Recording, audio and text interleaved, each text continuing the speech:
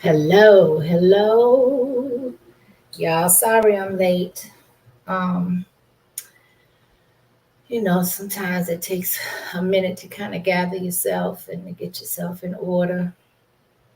It's not just about the physical presence, but it's also about the mindset, right? For all of those other content creators out there, if you know, you know. Um, so come on in, come on in. I'm actually going to play a little bit of music and give some shout outs, and just to kind of provide some. I be in such a one track mind sometimes. I fall short in that area, but I definitely don't do this alone. And so I definitely want to pay homage to all of those that truly support and that are, genuine, authentic. It's amazing. It's an amazing feeling. I don't care if we've never met in person. I'm big on energy. I'm big on discernment. And so you can tell by a person's consistency or lack thereof, for the most part, when people are sincere and when they're not. And I definitely want to provide people with their flowers, but I also want to preface by saying that if I forget you or if I don't mention you, please don't take it personal. I am a middle aged woman, not using it as an excuse, but I don't remember everything. And so I quit, really being so hard on myself for lacking in that area. Um, yeah, I just want to say thank you to everybody. I want to provide my shout outs. I want to give a special thanks to, of course, my Bolo VNR. Um, please go subscribe to his backup channel and to his main channel if you have not already. This brother provides some amazing and such diverse content, and he embellishes it and he laces it with such authenticity, natural um, uh, uh, comedy in his own way. And he is so passionate about what he does and how he pushes his content forward and how authentic he is. So shout out to Bolo. He's got two pages. Now both of his pages are in the description of this video and all of my videos. So if you haven't subbed up, please go do so. I also want to say shout out to Double Speaks. He is doing some amazing work in this and bringing such a needed perspective and spectrum to the sector. And I'm so glad that he is being well received in that regard. I can't hear the music. Can y'all hear the music? Hold on. Let me try this. No, maybe I don't have my volume up enough. Okay, and so put a one in the chat if the music is okay and if it's not too loud. A one if you hear it, and a two if it's if I need to make an adjustment, and then you can put it in the chat what kind of adjustment I need to make. So yes, salute to Double Speaks. I want to say salute to, of course, KB Kwame Brown Bus Life. Shout out to him for providing an opportunity for people to branch out and add to what he already has presented to this sector. Just, that goes without saying, and I can't emphasize it enough. Anybody that follows him knows what I'm talking about, and much respect to him as well, him and his family. Shout out to TJ. TJ is on their heads. Let me tell you, a nerve has been struck, and I'm so glad that Kwame has the reinforcement and family support that he has, because I don't feel like God would have given him such an assignment and giving him such responsibility without a strong tribe and a strong positive reinforcement and support. And so, with that, I just give him a strong salute and say, TJ, you are beloved, and thank you for finally coming out of the bushes, right? So, I want to say salute to Garrick. Garrick is, making some adjustments. One thing that I really, really like about Garrick is that he does not mind being, um, uh, what is the word I'm looking for? He's oh, it's on the tip of my tongue and we say it all the time, but he's transparent, right? And if he feels like he has wronged or made an error in some way where he could make a different decision, then he will apologize, which I don't see a lot of that in, on YouTube in general.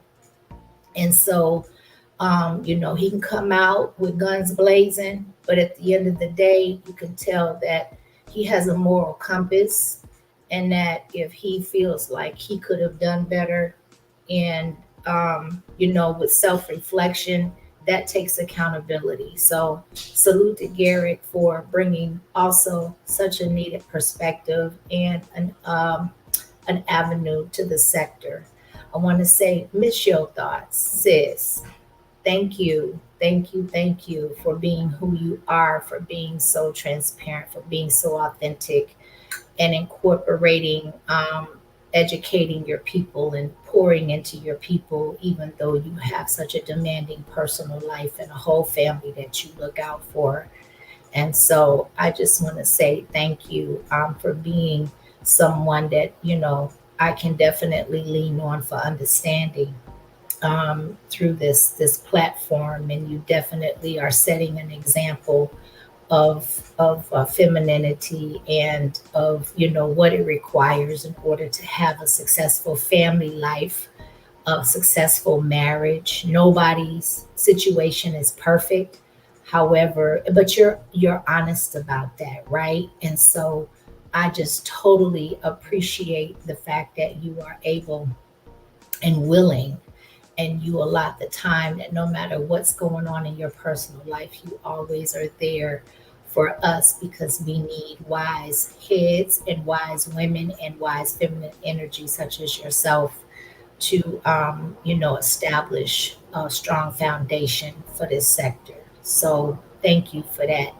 I know I'm new to Selena, but I've been catching some replays on her lives, and I love her perspective. And I also love the fact of how she is sure of herself. And she is also very compassionate and empathetic to educating her people on things that she is sure about and that she knows about.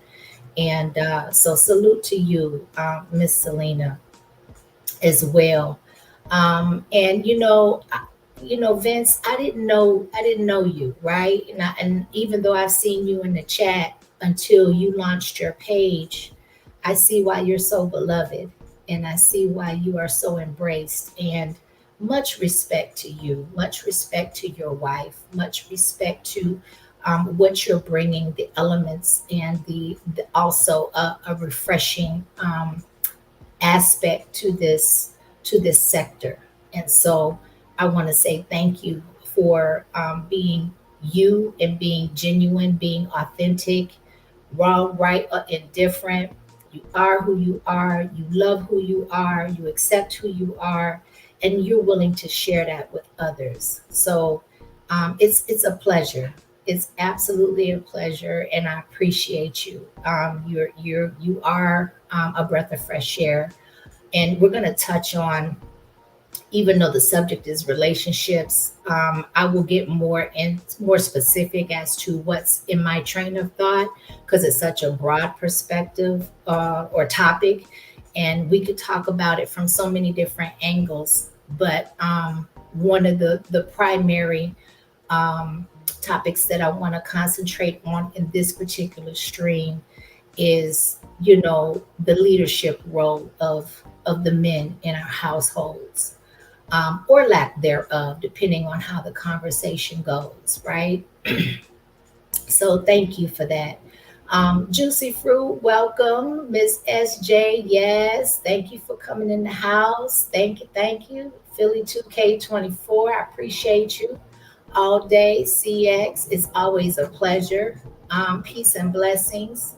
Definitely. Kim R. Oh, it's so good to see you. Thank you. Thank you for, I know you got a household that you're nurturing back to health. And so we definitely understand. We send you great energy, awesome prayers for full restoration of your family, protection for you that you are spared. So you can definitely continue to nurse your family back to health. And thank you for giving the most valuable resource that you have, and that's your time. And so it's great to see you always.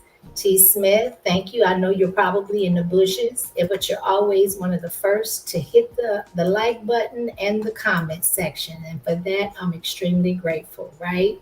Thank you so much. I'm not going to make it too much longer, but I just want to, I want to get this out of the way because it's been on my mind and my heart.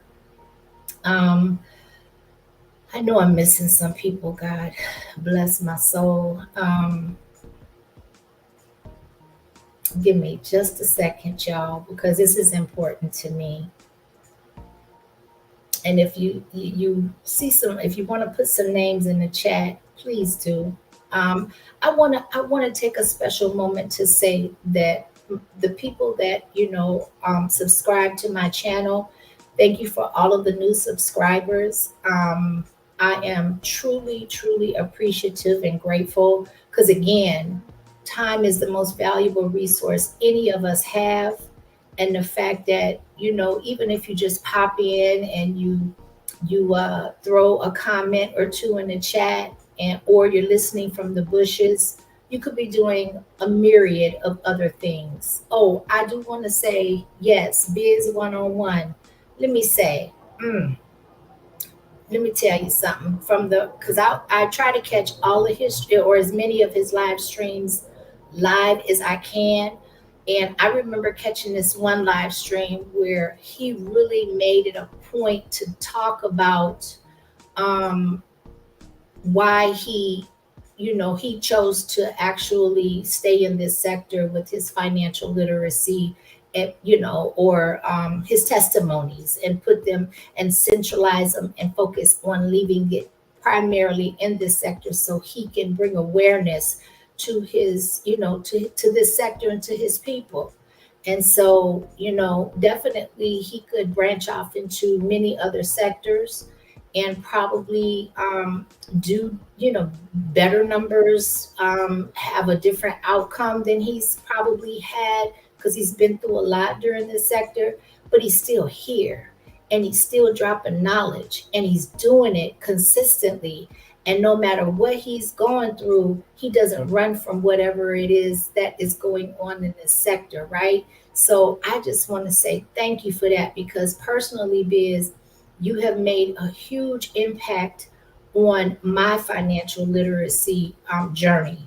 And not and everything that I have learned or that I am learning through your personal experiences, because you don't give advice on this app, of course, I am passing that down to my children, and they thank you as well. So definitely, sub up and follow Biz if you haven't. If you don't listen to him, you can always catch the replay and pick and choose what parts. But he's authentic with this thing, right? He's sincere with this. So with that, I just want to say thank you. And I know 15 minutes in, I've been given probably at least 10 minutes of that of thanks, but I needed to do that, right? And I appreciate y'all being patient with me on that. Now, I do want to preface before I get off into the topic. If any of this resonates with you, or if you have any value to bring, please come up and engage because I don't want to really make this a monologue.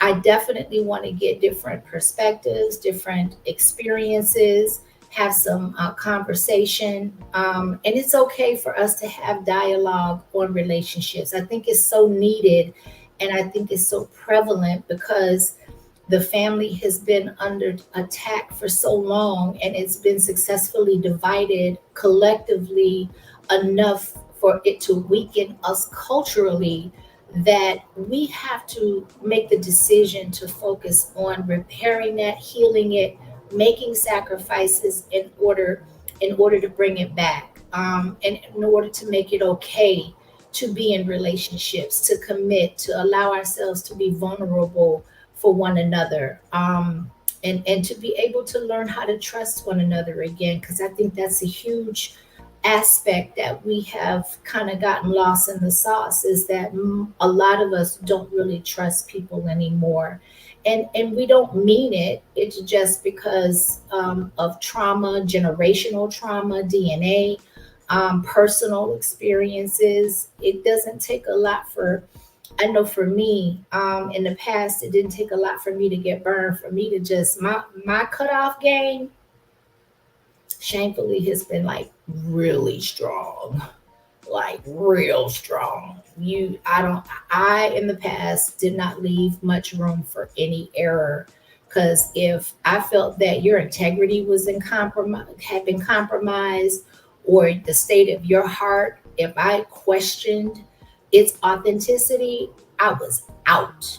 And I'm still that way to an extent, but I allow a lot more grace, a lot more forgiveness, and a lot more understanding, right? And so I think those are like a couple of really good foundational aspects that would really help and open us to the ability to be able to start the healing process when it comes to the family.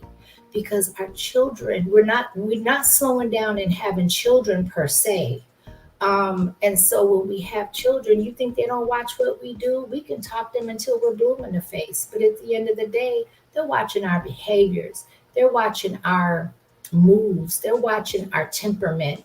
They're watching our interaction between one another.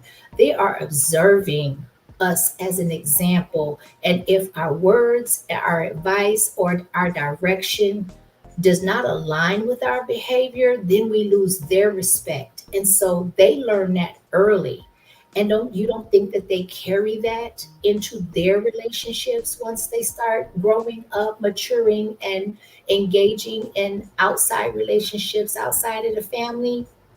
All of that is a huge impact on how they judge people's behavior and how they pursue and navigate through their adult lives. And so we have to get to a point where we reverse these generational curses. And even if it's not considered a generational curse, these patterns of us having kids, and the women thinking that they're strong enough to raise these kids on their own, the fathers thinking sometimes, at times, that they can just walk away and with impunity and move on about their merry way, when they have seeds out here that they're not being an active part in raising. And that brings us to co-parenting, right? And so it's real life out here. And a lot of times, who we have children with, at some point in time, it don't work out, or the nature of the relationship shifts and changes to the point where we can't, for the health of the core of the family, and for the safety and the well-being of our children, we can't cohabitate anymore. But it doesn't mean that we lose our responsibilities, or that we shirk the responsibilities of raising our children, because contrary to what society and culture may or may have not impressed upon us, it is super important that we recognize that we still have children to raise, and it required both the participation of both to procreate and bring these children into this world. So what makes you think that there's going to be balance when one parent is not present, when one parent is not active, when one parent or the parents are arguing, or they're undercutting one another? or they're not getting along, and they're disrespectful to one another. That's a huge, huge hurdle that these children, let me tell you something, we like it or not, if you lay down and you create a whole nother life, you are responsible for that life, and you will be held responsible for that life. We have to accept as parents some of the responsibility if the outcome of our children growing up and maturing into adults and they don't respect us, or our relationships are fractured, because guess what, they're only going to treat us as parents and do what they're supposed to do and interact on a respectful level if they respect us. If they don't respect us, we really have to, whether, I'm not saying that it's in every case, but often more than not, I am telling you, I have seen it in my own family, maybe not in my personal family, but in my family, right? Because I come from a large family, even though my immediate family is small. The core of my immediate family is pretty small. Um, my extended family is huge. And, I am blessed enough to have an aunt that just turned 80, 81 years old. And she outlived my father. And she's actually the last living sibling out of five, in my father's side of the family. And let me tell you something, her husband had to pass away for them to be separated. And in a lot of areas, they're still not separated. But I say that to say that our children are a product of us, whether we like it or we don't. And if our children go rogue, or if they make poor decisions overall, because nobody's perfect, everybody makes mistakes, right? But if they make poor decisions from time to time, we have to really, really be willing to not always take the blame, but to just do some self reflection and say, where could they have gotten that from? And if they didn't get that from us, then what outside influence in such a delicate time of their maturation and their development did we allow other people to be make such an impression or be such an influence on their lives that these people actually thought it was okay to make these different decisions, right? And so I know I'm kind of, going here and there, but like I said, when you're talking about relationships, that's just, it goes with the nature of the territory. It's so vast and it's so complex and it's so diverse because everybody's story is different. No two stories are the same, no two person's stories or journeys are identical. And so we can always learn from the testimony and from the experience of someone else. And so, with that being said, I want to go back to my chat and see Miss Collins. Thank you, sis. You are always, I love you. I love y'all. Miss SJ, thank you. Thank you. Thank you for being here. I don't know. O speaks always, always, always. It's a pleasure. And I'm hoping that you will hit the link once I drop it and give your perspective because you come from a solid marriage with a full fledged family. And I'm sure I'm not the only one that would benefit from hearing anything of value that you have to bring to the conversation. And I'm not just singling you out, but you are one of the first ones that definitely come to mind, right?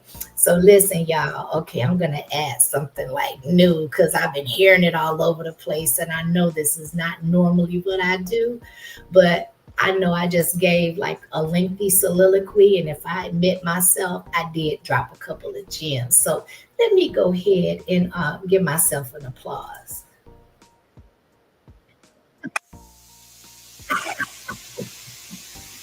Yes, yes, yes, yes. One more again, one more again. Okay, okay. All right, all right. Enough of the bells and whistles. So I do have a video, y'all. And it's a short video, but it's a lot of information in it that I think provokes a lot of interesting, or could provoke a lot of interesting dialogue and conversation with different perspectives. Because it's not a, that's right, T. Smith, toot my own horn. Listen, you don't toot it, who else gonna toot it, right? So yes, okay, so I do want to, again, I'm gonna start this video again. The link to the video is in the description if you want to see the whole thing. We might actually, because it's so short, if time permits and if the conversation, you guys are engaging and I'm not boring you half to death, then we may be able to get through it. So just give me a second to share the screen. Thank you, SJ. That's right. Turn up. Turn up. I love it when you say that. Turn up. Okay, hold on. There we go. Okay. I don't know if y'all noticed, but I'm doing a little bit better with this technology thing, praise the Lord, because it was stressing me out, y'all. So with no further ado, the name of this video is Leading versus Controlling: What a Man Leading in a Relationship Looks Like. And I really, really feel like hearing it from a man's mouth and his perspective hits a little bit different than when women speak on men's business, right? So we're going to listen to this brother and this sister engage. Now I listened to the first, and so let me be honest, I listened to the first few minutes and that was all I really needed. So over half of the video, or half of the content of this video, is going to be a raw reaction from me. But like I said, right out the gate, he's going to be dropping some gems. So please engage in the chat, and let me know, based on your conversation, if you want to interact with one another, if there's something you want me to highlight or speak on. I'm watching the chat while I am actually going through this video. So I know we're answering both of her questions, but she talked about the difference what's a leader versus a controller. Mm-hmm. And I'll take a swing at that. Knock it out. And try to help I trust you'll knock out the part. I think that as a leader, you have to have a few things, and that's number one, you have to have empathy. You have to be able to be empathetic to understand somebody's, where somebody's coming from. You got to, and that piggybacks with, you also need to have perspective, be able to see things from different point of views, and see where somebody's coming from. And you also have to have the ability to sacrifice. Okay, so let's unpack this, right? The first thing that he mentioned was empathy. A lot of times empathy can be equated, depending on who is defining it, with a form of weakness, when my perspective is totally the opposite, because it broadens your ability to be able to deal with situations in a mature fashion and in an appropriate fashion, in my opinion. So when you can empathize and you can sympathize with someone else, first of all, it takes you out of yourself, right? It takes you out of your own being selfish and out of your own head. And it allows you to actually feel possibly what the other person is going through, which also puts you in a position to be open. It makes it okay for you to be somewhat vulnerable, because you're not just thinking of yourself, right? So the second thing that he mentioned was perspective, right? And so we always talk about perspective, and again, getting out of our own heads and listening to understand instead of respond. And I'm going to repeat that until people get that, because it might sound redundant, but it's extremely huge. And it's so important, because that is what the definition, in my opinion, of communication is. And communication is probably 90% essential for a successful relationship. Because if a person does not feel heard or understood, then they close down. And if you don't feel like you trust someone, or that you're comfortable enough in their presence to open up around someone else, then guess what? You don't get to move forward. There's no progress that's going to be made, because not everybody done shut down. Everybody is on the defensive. And so now nobody's listening to understand, but we're listening to react, right? So Miss SJ says empathy leads to openness to other perspectives. Bingo. And that's exactly what he's saying, because he led with empathy as the number one example of why he is just getting ready to justify what leadership looks like in a relationship, and led right into perspective. And in my opinion, they go together, right? And then the third thing that he mentioned was sacrifice. So I think sacrifice in a lot of areas today is lost. And so we live in such a narcissistic culture and society, and with the music and the undertones and the lyrics of the songs that are being pushed out to the masses, to our children, first and foremost, because you know they targeting our children. Okay, the older people they trying to get rid of, but the younger children, the younger human beings, if they can catch them early, then their job is easier to control, right? So when you talk about sacrifice, if you're not ready to sacrifice, then do not pursue a relationship, because every successful relationship is going to require sacrifice, and every failed relationship is going to lack sacrifice. And that is just that. So, with that being said, as Jay also says, sacrifice as a leader is amazing. Let me tell you something. It as so looking at it from a woman's perspective, and a man is able to embellish the two and balance the two in a relationship, it allows us to be in our femininity. It allows us to make it easier to trust a man to lead, because not only is he doing it um, and exercising his leadership skills and his ability, and he's feeling comfortable in his role that God assigned him, in my opinion, but now he's willing to sacrifice, so there is balance there. And women, you're right, that combination, it really brings an element to the relationship that we absolutely can sit in our femininity. And we can, therefore, if we sit in our femininity as women, as the wife, as the girlfriend, as the mother, then our jobs can be executed and our roles in the relationship can be executed more successfully. So there's that balance that is required in a successful relationship, but it takes understanding what our particular roles are, who we were created to be, whether we're male or female, and how we implement that into our relationships in order to make it a long-term successful relationship where we can pour into our children and show them what works instead of what does not work, right? So let's continue. And I heard this in a video, and I think it's a perfect description of a leader, of what leadership is. And leadership is not about being in charge. Leadership is about taking care of the people in your charge. Boom. He's gonna repeat that. So we're gonna let him repeat that. Say it again. Say it again in the camera. Leadership is not about being in charge. Leadership is about taking care of the people in your charge. Ooh, listen, that's a bar. That, come on now, hold on a second. Bolo, I'm glad you're here, because hold on a second.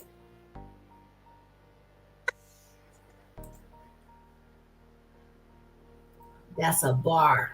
I need for us to be able to pause and digest that, right? Welcome, Bolo. Thank you for coming in. Hey, Sassy81. If I didn't speak to you, I'm not sure if I did or not. I wanted to make sure I greeted you. Thank you for being here. So he said it's not about being in charge. Hello. But it's about taking care of those that you are in charge of, right? That are in your care, that are in your tribe, that you are assigned to be responsible for. Look at the look on her face, y'all. That was a perfect pause right there, because she is like, okay, yeah, that's a bar. Hello. Listen, so much so that we had him repeat that. But that is super, super important, But what is even more impressive is that he understands that, because it's going to totally shift how he utilizes leadership in that relationship, right? Come on now, let's continue. Period. It's about making sure that the people who you are leading are good and are protected and are cared for. And you have to be empathetic in order to do that. You have to be willing to sacrifice and put yourself on the line in order to make sure that they're good. You have to be okay with them taking the credit and wins and you taking the credit and losses and being responsible for those things. You have to take things on the chest. You have to be the one that's in the front sometimes that takes more of the beating to make sure that the person is protected. That's how many people are willing to do that in relationships though? Because a lot of times I'm hearing, like, not all the time. So I'm not making everybody, putting everybody under the same umbrella. But what I am saying is, like, more common than not. And again, I blame the culture of the music. I blame the media. I blame television. I blame all of these outside sources that keep us divided as a family. I blame the social services systems that focus on taking care of single mothers, where they ease the fathers and the husbands out of the home, right? But how many really look at it from that perspective and are willing to be on the front line to say, I am taking that hit for something bigger than myself? I'm gonna repeat that. How many of us, and I'm not just gonna put that on men, I'm also going to throw women into that subject and say, how many of us humans are willing to take a hit for something bigger than ourselves, something bigger than our own personal needs, our own personal wants, allowing our distrust and our past trauma to dictate how we respond to something, just to look at the outcome of taking care of ourselves, right? So that is super important. And he, like I said, this video isn't long, but every word that he says, I think, is a bar. That's just, well, like I said, I've only listened to the first couple of minutes of this video. So most of this is going to be a raw reaction. But so far, like, that was all I needed to listen to in order to be willing to use this video and this reference as an example and as a conversation point to kind of open the discussion for the relationship aspect and the difference between leading and controlling. Welcome, Andre. Thank you for coming in. Yes, it's always a pleasure. Peace and blessings to you. Let's continue. what leadership is. It's being in servitude of those who are following you, not being the boss or dictator of those who are following you. Hey, Dre, check this out. We don't ever do this. We don't ever do this. But when this episode rolls and you go to cut your clip, this is the clip. Okay. This is the clip. And when you cut it, send it to me so I can post it on my page too. Okay. This week I'm posting your clip. Okay. I'll post mine later. That's the clip. That's it. I agree with her. And that's all I'm going to say. I'm sorry to interrupt, but she saw and heard something that resonated with her loudly enough, like I did. And hats off to this brother. Look at the smile on his face. He seems to be so at peace and so assured with himself in his energy and in his role, that you can tell that what he's saying has worked for him. And it seems to me, my discernment is picking up that it's a pleasure of his, not just that it's worked for him, but that he's able to share that with others so it can work for them as well. Right? So let's continue. Clip. I only have one follow-up question to that. How is a leader able to be empathetic? How does a leader go about doing that? Like what do you think that involves or includes? Like how to become more empathetic. How to become empathetic to the people that are in your charge. I think it's a mindset shift. I think coming into whatever position of leadership that you're going into, because all I can think about is myself and how I got to the point to where I'm at, versus how I've been in situations where I feel like somebody isn't empathetic. It's about your mindset and desire and intention going into the relationship. For me, it's like I wanted to be the best for Bree. I wanted to be the best man I possibly can be. I wanted to create the best environment that we lived in and create the best environment for our future kids and future and family and all that stuff. So I know going into that, it's not about me being right or her being right. It's us coming together and creating an environment that's healthy and just happy and fun. And that takes me listening to her and understanding what she needs, understanding what she wants. Because as a Oh, boy, didn't I say that? And I haven't heard this part. I haven't heard this part. He said it. Listening to understand. Listening to understand. That is so crucial. It sounds like a cliche, but it's so crucial to the line of communication, which in turn it promotes successful relationships.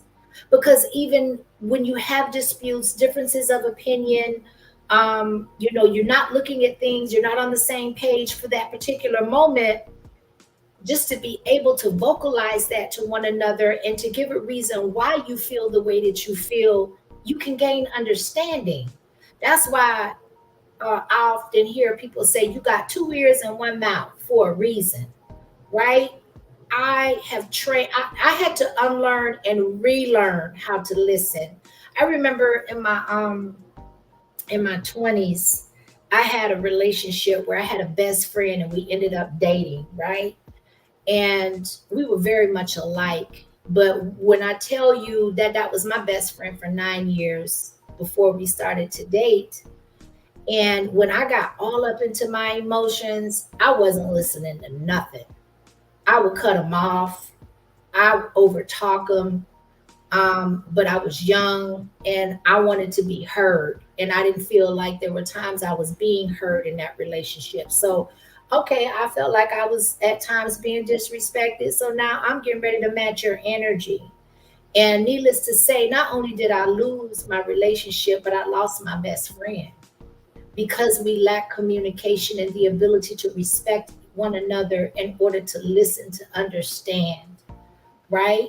And so I'm speaking from experience, and I've had relationships since then to where my outcome has been totally different because once I unlearned and relearned how to actually listen, and what I do is I mentally and psychologically and consciously cut my anticipation of what I'm going to say short. So when my head is starting to chitter chatter while he is speaking, or no matter whether it's he or she, anybody that I'm communicating with, and I feel that there's a difference of opinion, I just shut it off.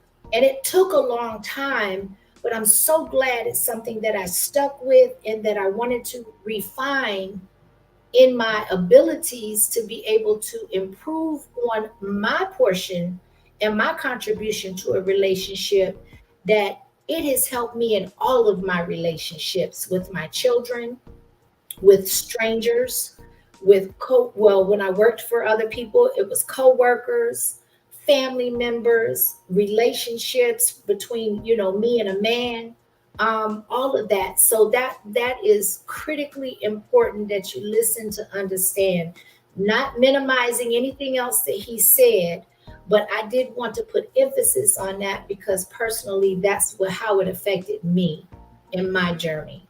And so, to piggyback off of that, SJ says, listening to understand and being empathetic takes practice and time, but you can do it with work. Come on, sis. Boy, I'm telling you, right now, I don't know if y'all notice it, but I didn't read her statement or her comment. I just highlighted it because she's been dropping gems since the live started. But everything that I'm saying is definitely relevant to the conversation, whether it's he saying it or my chat is saying it. So I appreciate y'all. Thank you for the engagement. Thank you for being here once more, and let's continue. the leader, I have to consider that because, like I said, it's almost in servitude of those who's following you. So I'm there to help her as she is there to help me. The times to where, and situations that we've been in even recently, to where people who aren't empathetic at all. When I think of, all right, there's this person that I know that we talk about who's not empathetic to the people that they're supposed to be leading. Yeah. But then I think about that person's mindset. That person's selfish. Yep. That person always thinks about themselves. They can care less about what they do and how it affects others and anything like that. It's a very one-sided relationship to where they are at the forefront, and they think because they are the boss by title that they can treat people and act how the way they want it, and you should bow down to them because of that. So I think, and that's one of the reasons that these relationships often are not working today, is because they are one-sided. But I also have viewed, because I have sons that are pretty gapped in age. I'm one of those moms that people can say, girl, child, what was you thinking? You started all over again. I wouldn't trade it for the world, because I've learned so much through having my children when I did, and I don't feel like God makes any mistakes, and I feel thoroughly blessed. But what I've noticed is that there is such a lack of respect. And I know that word is heavy, but it's so undervalued. People just don't have common decency or respect anymore. And so, God forbid that you attempt at having a lifelong partner, procreating with, sharing everything with, making a life altering decisions with. You can't respect that person. How do you think that that relationship is going to have any level of success? It's not. Plain and simple, right? So let's continue.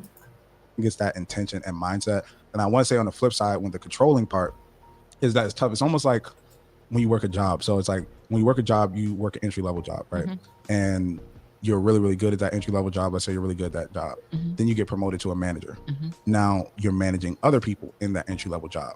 Now, of course, you could do their job probably better than they can because you were at that position once. Maybe, yes. Yeah, you were in that position. The reason you got promoted because you were so good at that thing. Yeah. But what you have to now consider is that I'm not here by myself anymore. I'm now in a position to where I am overseeing and managing other people in this position. So although I would have did it this way when I was by myself, now that I'm in a position where there are other people that I have to consider, I need to operate a little bit differently. And that's the same as you transition from being single to being in a relationship as a man. It's like, I did things on my own.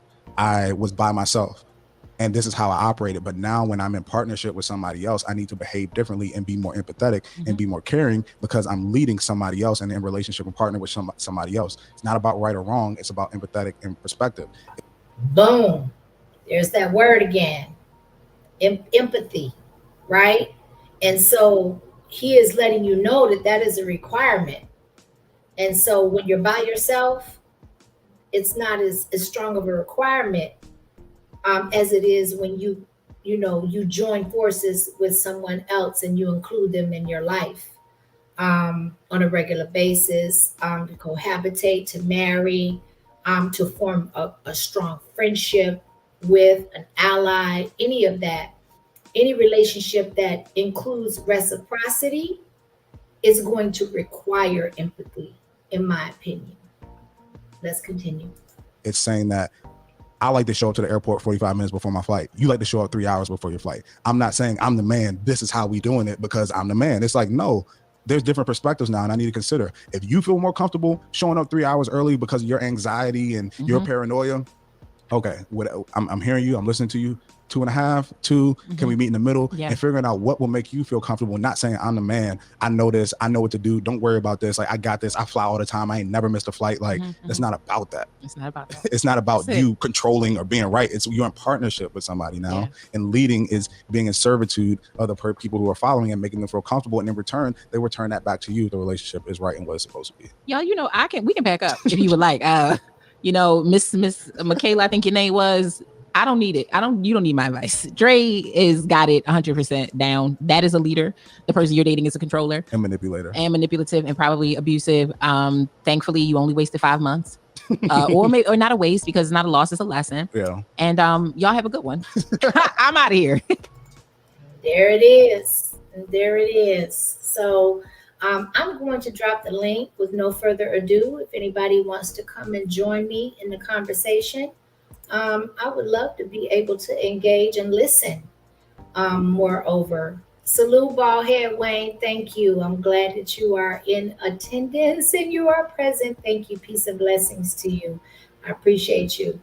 I just want to take one opportunity. I don't, usually, sometimes I don't ever mention it, but I'm not monetized. So if anybody wants to be a blessing, the banner on the bottom provides my PayPal and my Cash App. There's no requirement, but if you want to be a blessing, then it's fully appreciated. So thank you. And any amount is sufficient, and I have gratitude for it all. So thank you for that. Okay, so let me go ahead and drop the link.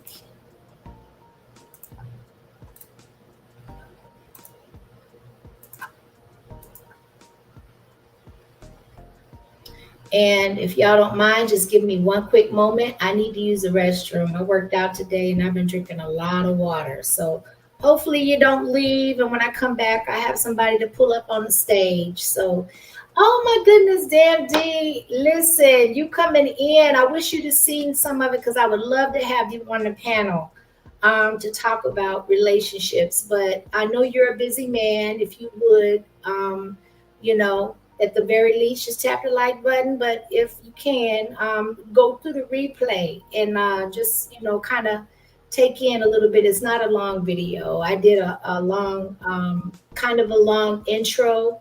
But yeah, so give me just a moment, you guys. Salute to everybody that's coming in.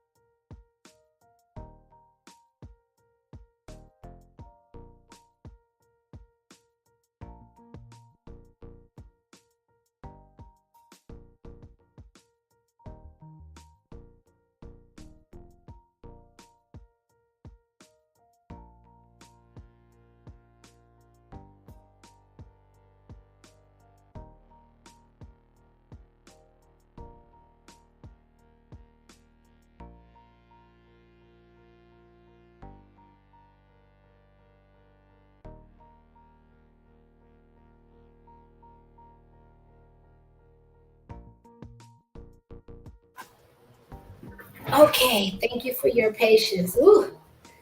All right, y'all. Oh, okay. So nobody has hit the link yet. Well, let me go ahead and show this one little TikTok video.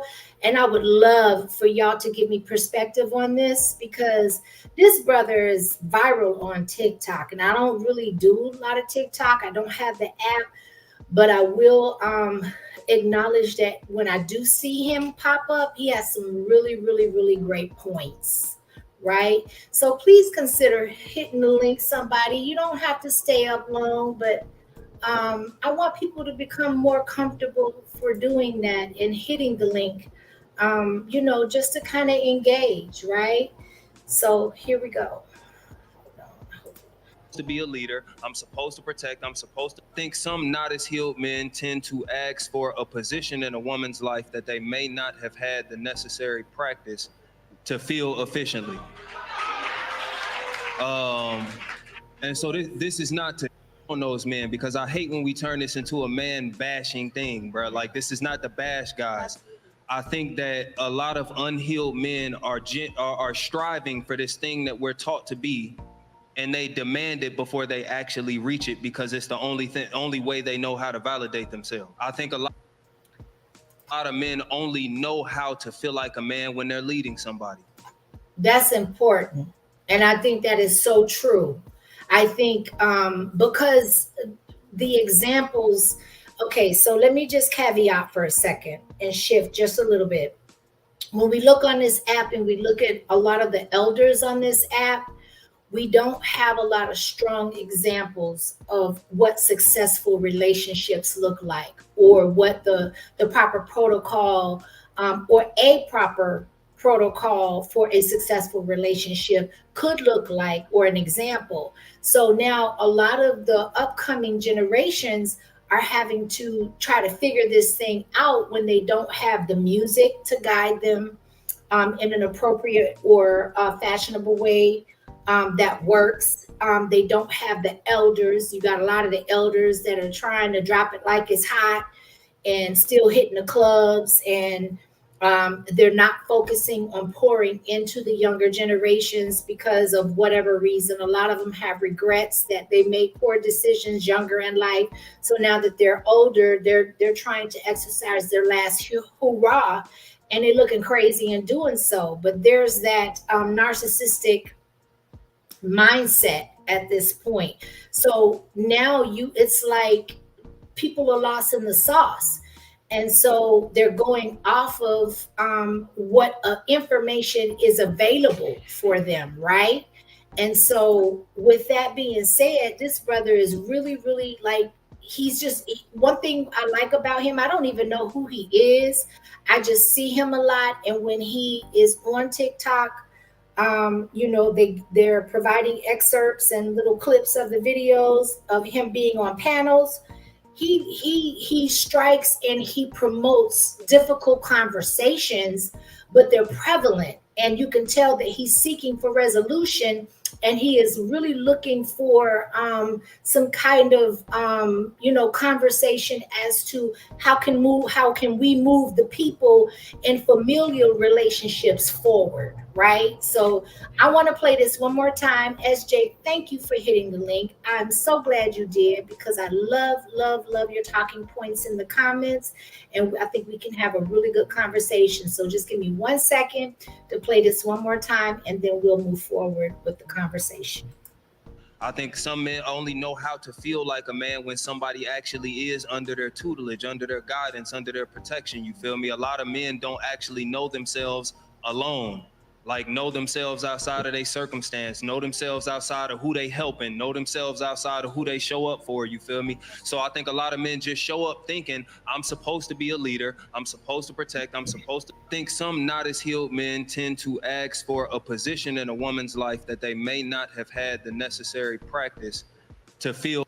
And most of them don't have the practice. And that's what I think, as women, we should allow some grace, especially for the younger generation. Even all of, okay, so let me retract that. We all should be, as women, allowing men some grace, because there are men in all age groups, and we're all a work in progress, still learning what works and what does not. I'm in my 50s, you guys, and I'm still figuring out shit that works and shit that don't work. This is a lifelong process. Until you get into the grave, you're going to be learning. As long as you're active, as long as you are engaged, and as long as you are having interaction with other humans.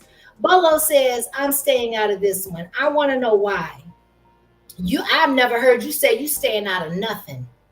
So I'm interested, and my interest is piqued as to why you're saying that. Okay, so not to get off track, but yeah, you can put that in the chat, in the chat below. Yeah, I said that. Okay, so practice to feel efficiently. But I just want to add to this that, you know what, men are seeking solutions just like women. I don't know where we get off as women thinking that men are supposed to have it all together when we don't have all of our shit together.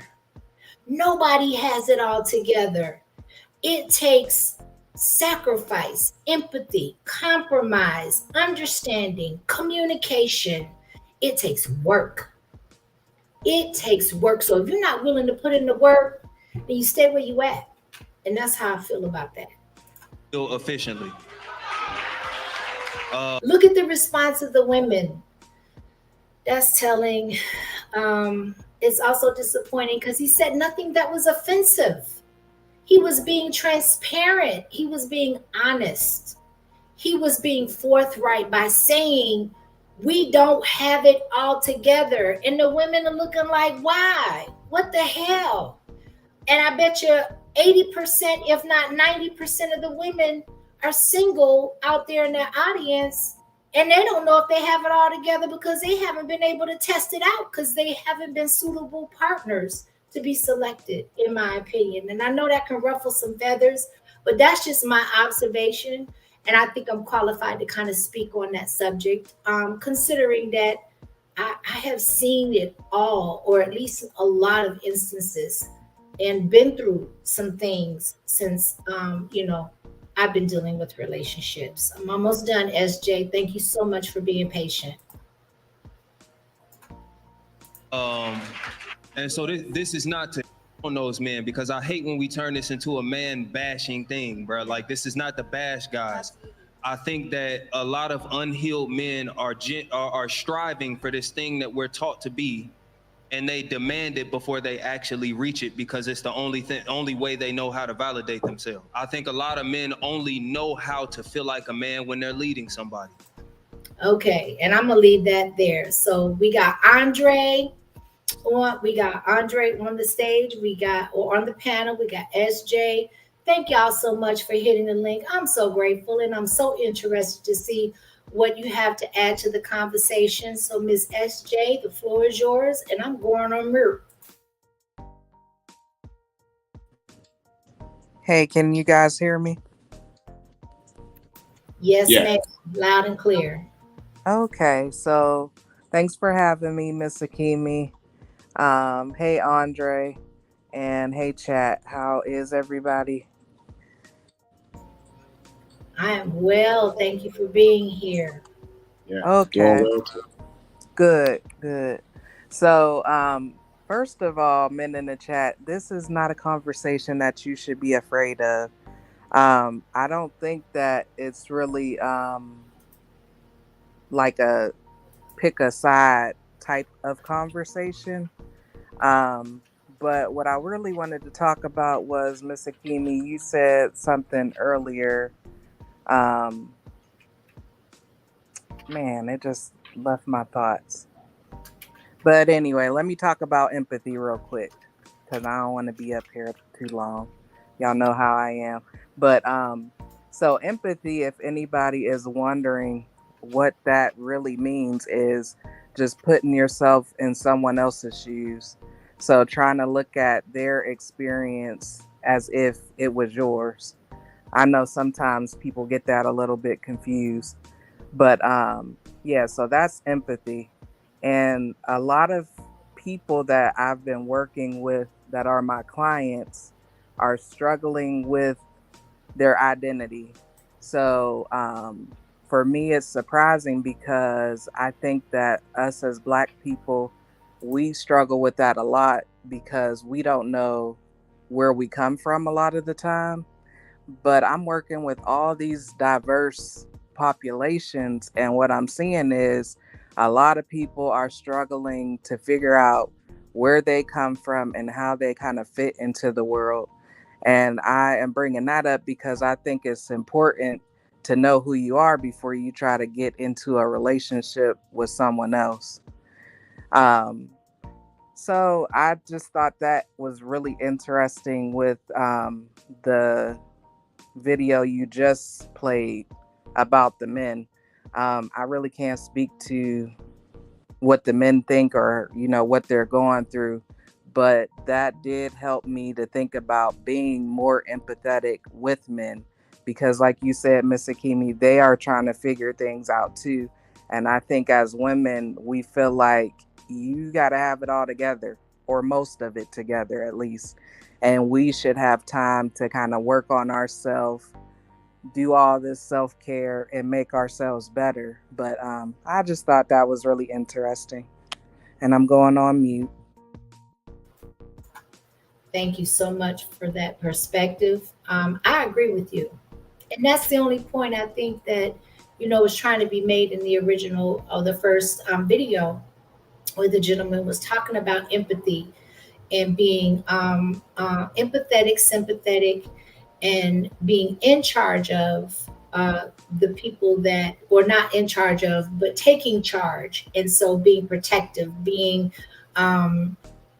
assuming the role and the responsibilities of protecting and to make sure that everybody's good as opposed to just trying to control, right? So I think that there's a fine line. And I think some of us get it wrong. And I'm not just saying men, I'm talking about women too, because we have a lot of controlling women just like men, in my opinion. And so definitely, we're looking at, because one thing about, being on this panel and on this page is I think that there's definitely an opportunity to present solutions as opposed to just, presenting the problem and in order to get engagement. And I just want to say before Andre jumps in the fire, like he said in the comment, I just want to preface this. I'm not saying that I agree with everything that has been said. I vocalize what I agree with, but I also want to provoke conversation and interaction because as women, we don't know everything when it comes to men, right? We don't know as a whole, or at least I don't. Let me speak for me. I don't know everything when it comes to relationships. I'm still working on this relationship thing at the age that I am. I'm not ashamed to say it. But at least I am making the conscious effort and that I'm willing to learn and to reestablish, unlearn, and relearn where it's applicable what makes a successful relationship work. I had examples from my parents. I was blessed to have both parents in my life. However, my parents, they had a relationship where I learned a lot more of what not to do than what to do. And that made a big difference in the outcome of the success of my relationships. But I have to say that in the last 15 years, let me tell you, that has been priority number one. I had to fix myself and I had to heal myself from past traumas, from past experiences that where it did not work. And I was willing to take accountability for my participation as to why the outcome was not successful in that relationship. And I'm okay with that because now it's like, all right, so any relationship that I get into, the one thing that I have now that I probably did not have 20, 25 years ago was self reflection and, just being willing to accept and to be willing to change and modify my behavior. So, with that said, thank you for being patient, Andre, and I'm going on mute. Hey, good evening, ladies. Good evening. I'll say this, from my perspective. I think the first snippet I've seen, because I think I caught 30 minutes of your presentation, so I'm late. He mentioned something about empathy and learning how to be a leader, et cetera, et cetera, et cetera. Granted, yeah, but communication is key, and you have to see things from every aspect in order to be a great leader. So I got what he's saying. Would I say empathy?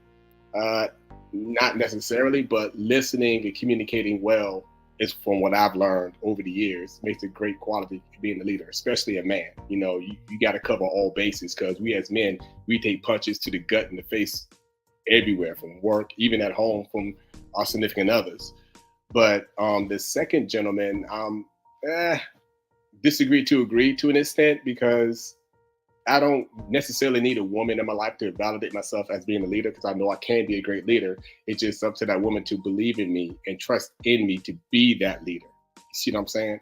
And if she allows me to lead instead of trying to jump in front of me and try to belittle me, then we could make it. But throughout my relationship life, I can spill some beans as well. I had to learn how to listen first, because I never learned that aspect. And once I gotten the hang of that, I've noticed that in the relationships that I had,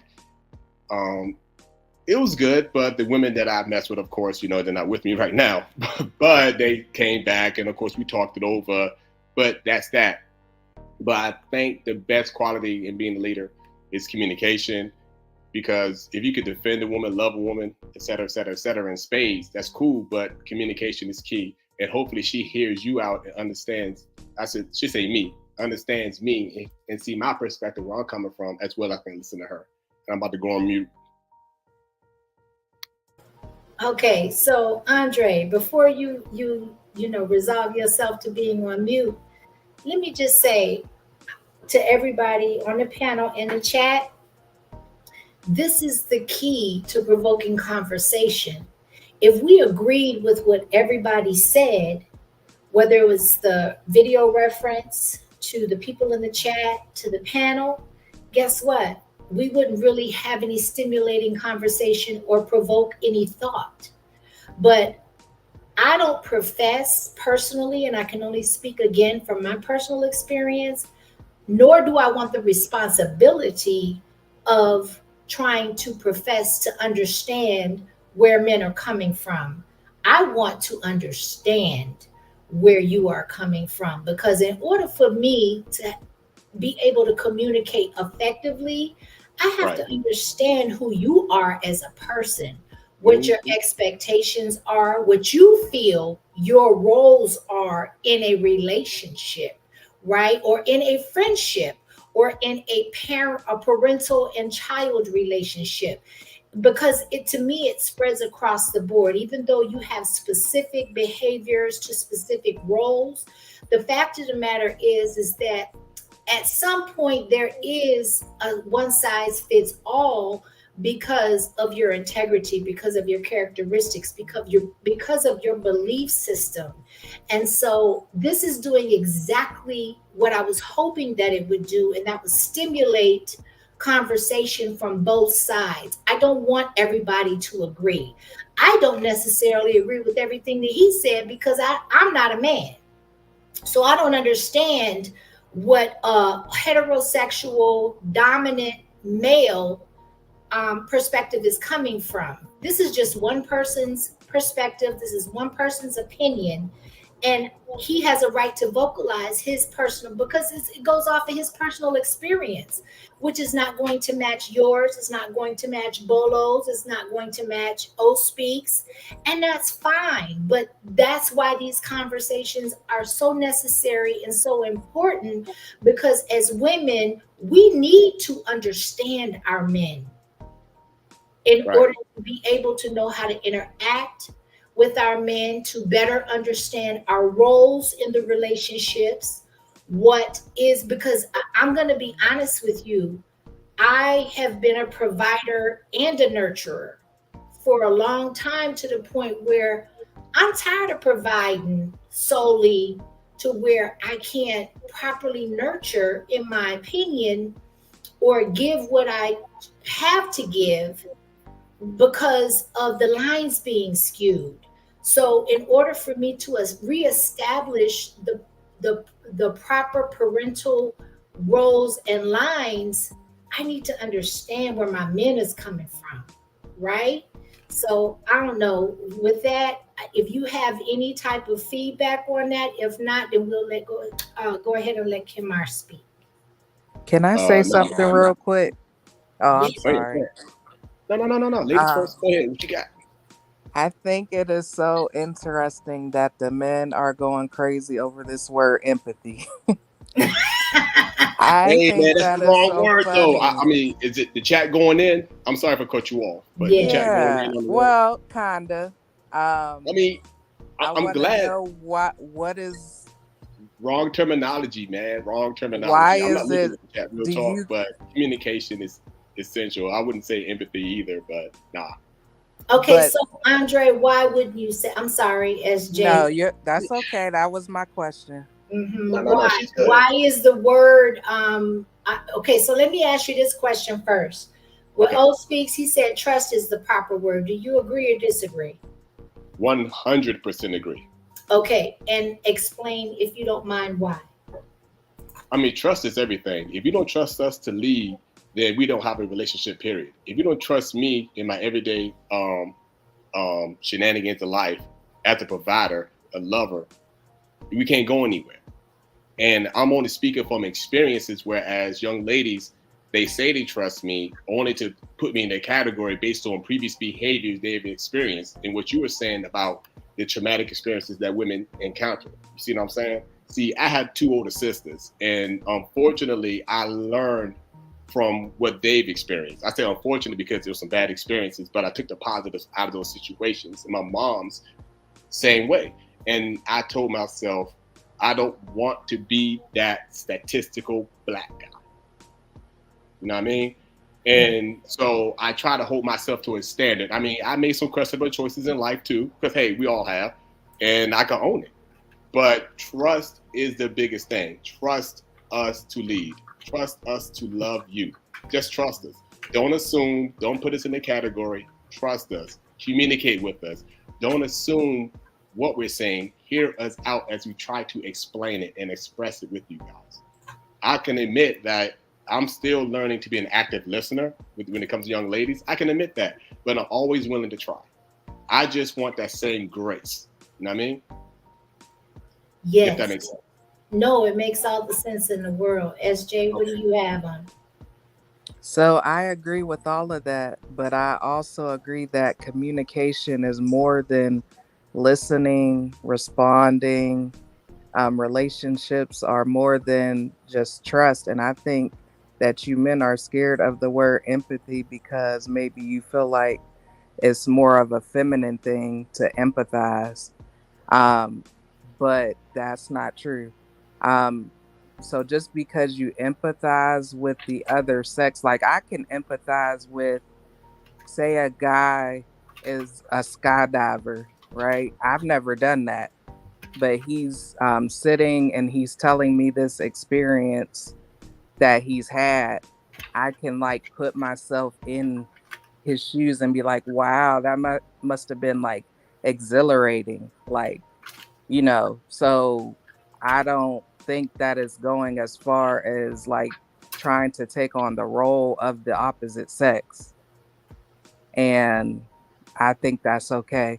I just think it's amazing that the men see it this way because I never thought that it would be such a divide. So it's super interesting. And Bolo, yes, I see you with the shaking my head and all that stuff. But it's we have different perspectives, and it's okay. But I want to know more about this empathy thing because I think it's interesting. Well, for my personal experiences, yeah, the empathy word is kind of, I wouldn't use that, but even with active listening that I've learned over the years and trying to be sensitive to her needs as a partner, I was still placed in the category as what you say, the empathy makes you look weak. Those young ladies anyway thought I was weak. So I don't know what to say about that one as a response to you, but I do hear what you're saying. Real talk. I hear what you're saying. I'm just going to respectfully disagree to agree, but you were on point on a lot of things. Real talk. Yeah, and I don't want y'all to just agree with me, like Miss Akimi said. Right. I am just interested in people, period, and how they think and how they function and all of this.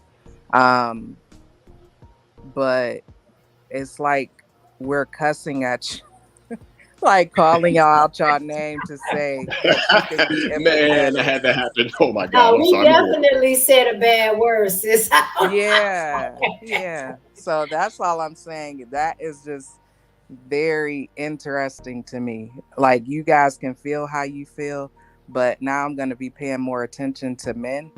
Um, just because I really think it's interesting. So I'm not saying it's wrong. How you feel is how you feel, but I'm interested as to why you feel how you feel, I guess. Well, Understandable. yeah. I'm sorry, Mr. Kimmy. You was about to say something. No, you go ahead. I'm sorry. I was just gonna introduce and allow Miss Kimar. She has been so super patient, but we only have one man on the panel. So if you have some type of comment or pushback or response, I think we definitely want to hear it. Since Bolo don't want to hit I called you. He don't want to hit the link. Talking about he gonna sit this one out. I ain't never heard Bolo say he gonna sit nothing out. Exactly. He never ran from no smoke. So I'm My trying dude to understand, and none of the explanations you have given me, sir, has provided any type of justification why you would want to sit this one out. Because I ain't never seen you run from no smoke. But I love you. Go ahead, Andre. But not. I definitely don't come with pushback because to me that's not great communication. I come back with a response, if that makes sense. I don't want to push back on anything. You know what I mean? Yes. So even though I disagree with some of the things that you guys have said, I still take for what you say for granted. You know what I mean? It's another perspective and it's another way to look at things. Even though I'm staying 10 toes down on things, I still like to learn. And I still want to hear from young ladies like yourself on things in life. So you can go ahead and get Kim R in. I'll go on mute, as you guys say. Hopefully I said that right. Appreciate you, Andre. Thank you so much. I'm glad that you actually are representing and that you hit the link and that you're giving your perspective. And you know what? I'm with KB. I don't want nobody that's gonna always agree with me or any, the collective. I want someone that is a free thinker, that is not afraid or not hesitant, in other words, to speak their own personal experiences as to why they draw the conclusions that they draw. And again, I'm just going to re-emphasize that I'm not a man. I'm not trying to be a man. I don't want a man's role. I just want to be able to understand a man so I can play my role more effectively, or sit in my femininity more effectively in order to desire the more positive and the more successful outcome. And so, with that being said, Kimar, listen, you get such 100% and patience today. Thank you so much for being here, and we are all going on mute. Oh, okay. Can you hear me just fine? Perfectly clear. Thank you. Okay. Well, I'm gonna speak as the old married lady perspective. It's been a long time since I've been single. I've known my husband for about 20 years. So it's been a long time since I've been trying to, marriages work. And I want people to understand that we work at it daily.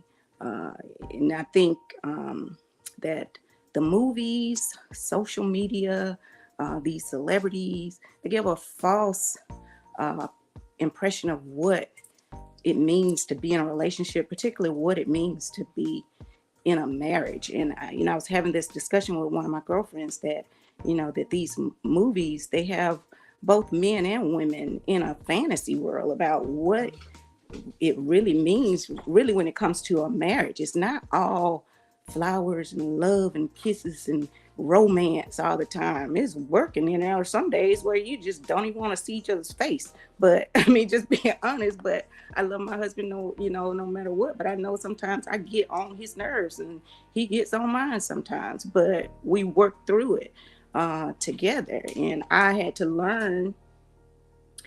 really learn that sometimes I don't always need to talk. Sometimes I don't always need to respond.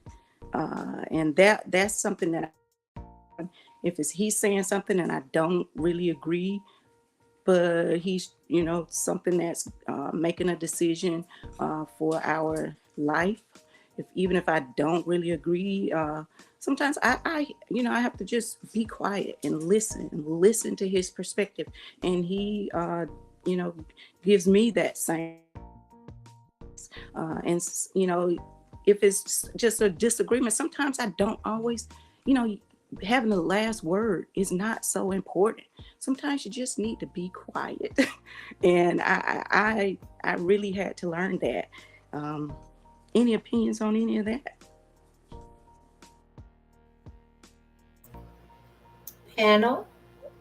Well, if I can jump in for a minute, getting the last word in, I mean, at least from my perspective, I killed that part of my life like 15 years ago in my 20s, you know what I'm saying? And I'm a non-argumentative type person. And if we can't come to like an agreement, then what the heck, So to me, getting the last word in means nothing to me, because if the situation isn't fixed, then it's still going to be a problem. It's going to be an issue. But salute to your 20-year marriage. I wish I had that. I ain't gonna front. It's hard out here in these streets. Facts. I'm with you on that, Andre. definitely. And I'm Yeah, going to merge. I'm gonna give you mad flowers for that one, for real. Jesus, I mean, I was Well, and then engaged once, another. but I'm sorry, you were saying something. No, go ahead. No, what I was sharing my personal experience. Like I was engaged once, but after a few counseling sessions and a few talks with Jesus, I popped smoke. I didn't get cold feet. It was more like the person I was trying to marry was somebody totally different, and I don't want that in a partner. You know what I mean? So I know we all change over time in life, but she did an entire 360. But still, again, kudos to your 20 years, and I really want that. I really do.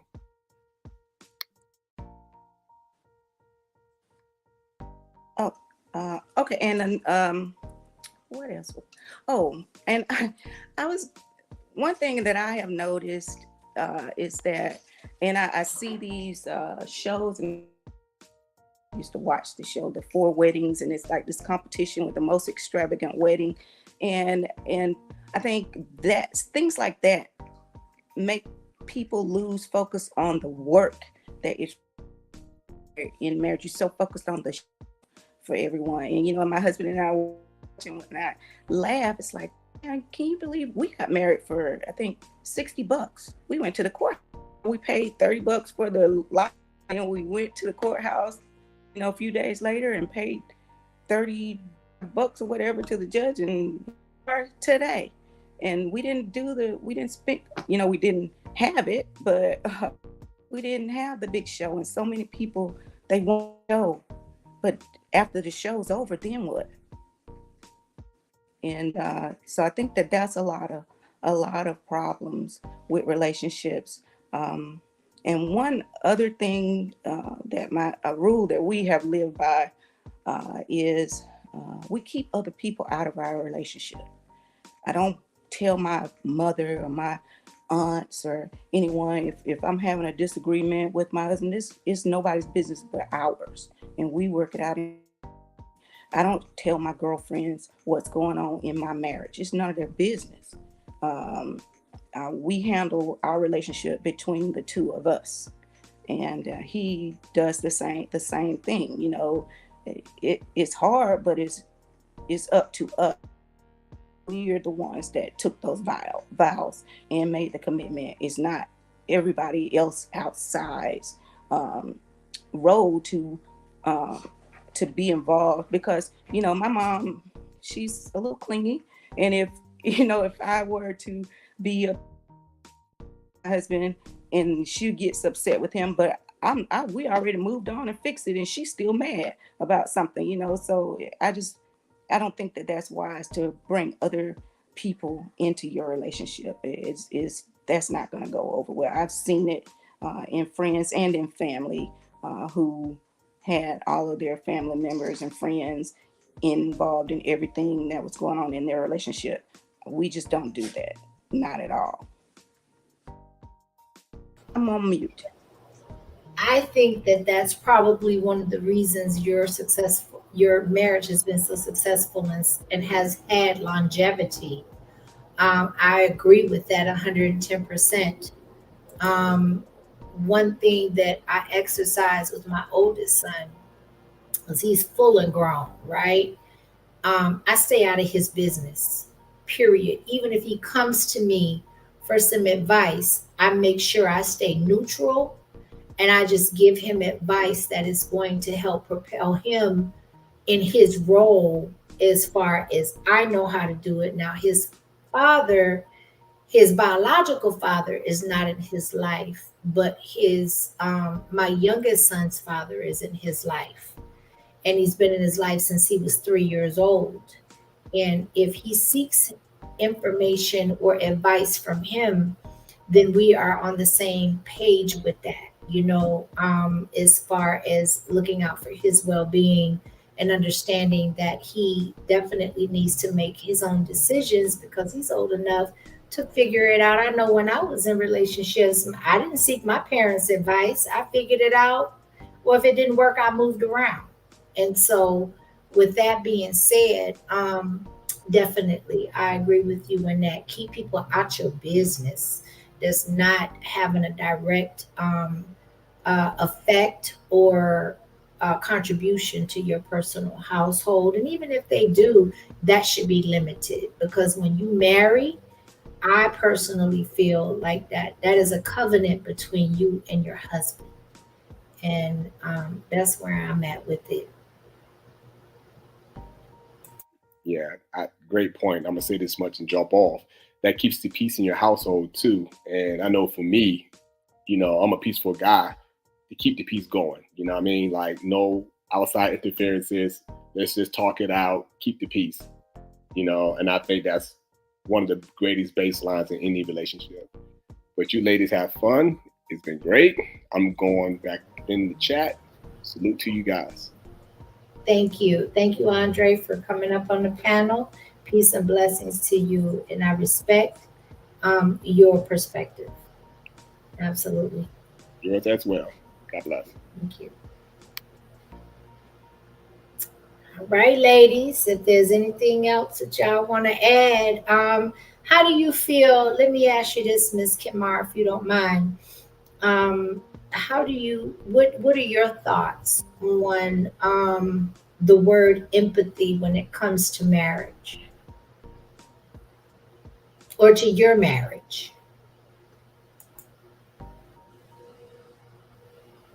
Um,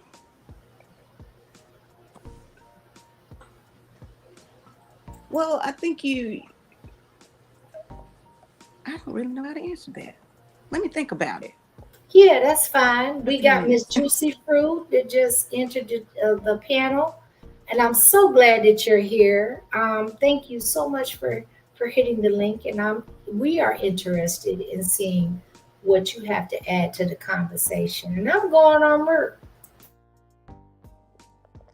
Okay, thank you. I'm so sorry. I'm moving and shaking, but I wanted to hit the panel. I'm glad I had time.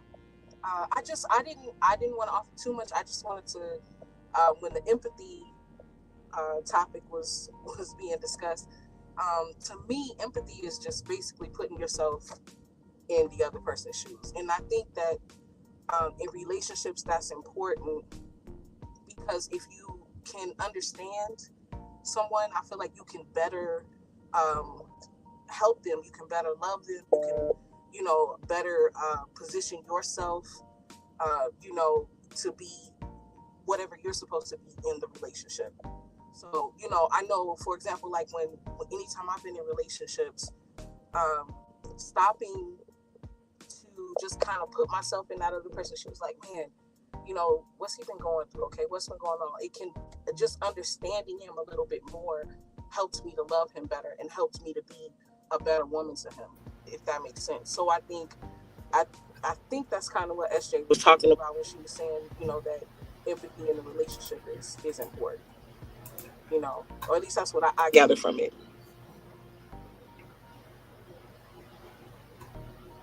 Yes, ma'am. That's what I was saying. What happened to Miss Akimi? Well, she'll be back. But yes, that's what I was saying. And I think that I'm not speaking for all men, but I hear a lot of men say, I think Andre might have said this, like they go through all of these battles at work and out in the world and all of these other things. And so when they come home, they're looking for peace. And I think without empathy, it would be impossible for us to provide a peaceful atmosphere because they're looking for us to be like, okay, I hear you. You said you've gone through this. We haven't necessarily gone through it, but Right. when we're empathetic, we put ourselves in that position to be like, oh, wow, that must be real crazy. That must be really hard. So let me chill. Let me keep this. Exactly. Yeah. So I think they're asking for empathy, but they're scared to reciprocate it for some reason, which I still want to know more about. I think if they understood the power of it, because understanding your woman, if you're able to demonstrate that you understand her, not, she's going to appreciate that. You're going to get more of what you want from her. Yes. You know, you talk about that trust that you want. Yeah, of course you want the trust, but that has to be earned, baby. You know what I'm saying? Like, I think that's the like. I think men are like they want women to submit. Submitting is fine. As a woman, I don't have a problem with submitting, but I'm not following no fool. If you want me to follow you, I need to know. I need to know the plan. You know what I'm saying? I'm not following blindly. I'm not a fool. So you know, I'm not gonna fight you. I'm not trying to go against the grain, but I need to know that you can lead before I follow. You know, and the only way that you can lead me, one way that you have to know me, you have to understand me. You know, you have to be able to empathize with my struggles as a woman and what I'm going through. So, you know, it has to be done on both sides. It has to.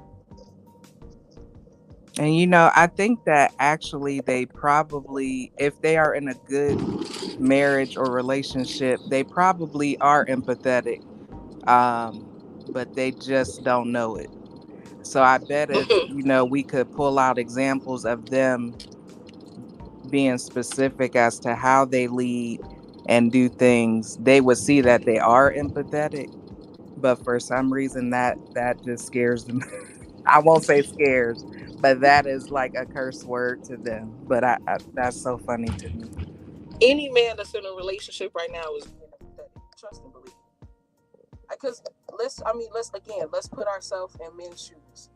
Men exude an astounding amount of patience when it comes to women. I know they do.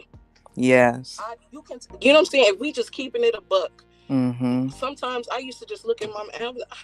Thank you for being so patient with me, because I know, you know what I'm saying. If this was on the flip, Mm-hmm. on my nerves. You know what I'm saying? So, you know, like different things like that. Yeah, if they're in a relationship, they're practicing empathy. Mm-hmm. Whether they know it or not. If they're in a good relationship. Yeah. I agree with that. Yes, I agree. I also concur with that, Juicy Fruit. You know, I'm looking at, okay, so, Speaks, are you able to hit the link? Because, I mean, I'm trying to gain and I think me, SJ, and Juicy Fruit are trying to gain some type of understanding. That is why we're having this conversation. Now, I just want to bring a reminder that at the beginning of this stream, when the word empathy was introduced in the perspective and in the context that it was by a man. It was not by, okay, I got you. It wasn't by a woman.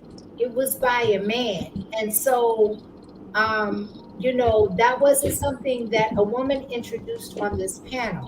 And I'm not saying that that should make a difference in your response, but what I am saying is that there evidently, whether it's the wrong word and a similar definition utilized by a different term, the fact of the matter, I think as women, maybe if I'm getting this wrong, ladies, correct me.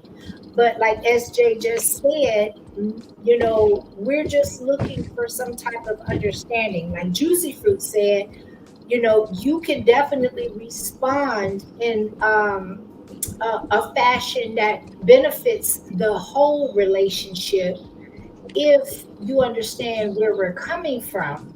And so trust does not fall, in my opinion, it doesn't fall under that definition of trust. There has to be some type of understanding or level of understanding for a man to understand where his woman is coming from in order to be able to come to an agreement that this is where we are, this is what we need individually as well as collectively. So if that word is a trigger for y'all, that's fine. And if he was wrong, that's cool too. You know, but we're not men. And we had Andre W. up here give his perspective and speak on the behest of the men in you know in the conversation, which is fine. And so I don't know, I can't speak for everyone on this front, but I can say for me, look, a man said that. I didn't say that. That's not a position that I came shooting from all fronts on. I don't know. What I am saying is that there should be a level of understanding mutually, because if a man doesn't understand anything about a woman and her femininity, and if a woman doesn't understand and respect where a man is coming from, then how in the hell does communication become effective? Or how do we meet the middle ground? How do we establish balance in the relationship? I'm not married. So I'm not professing to know it all. And I'm not saying that married people should be put on a pedestal per se.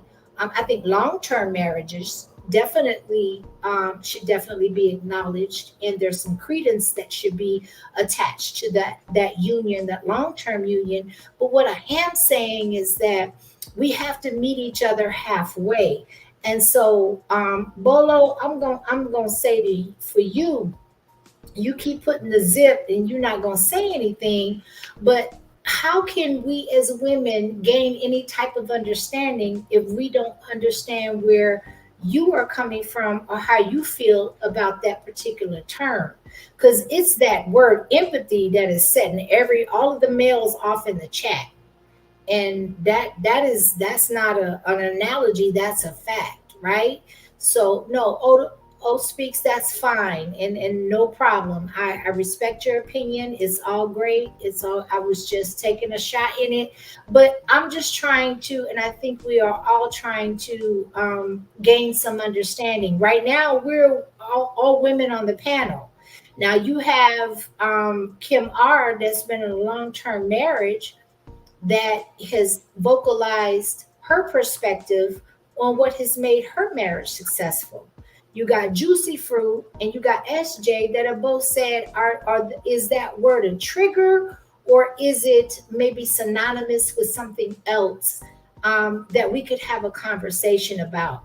Now, Bolo, I'm just gonna keep it real. I'm surprised. And I respect it. I totally respect where you're coming from, but I'm surprised because I've never seen you shy away from a conversation.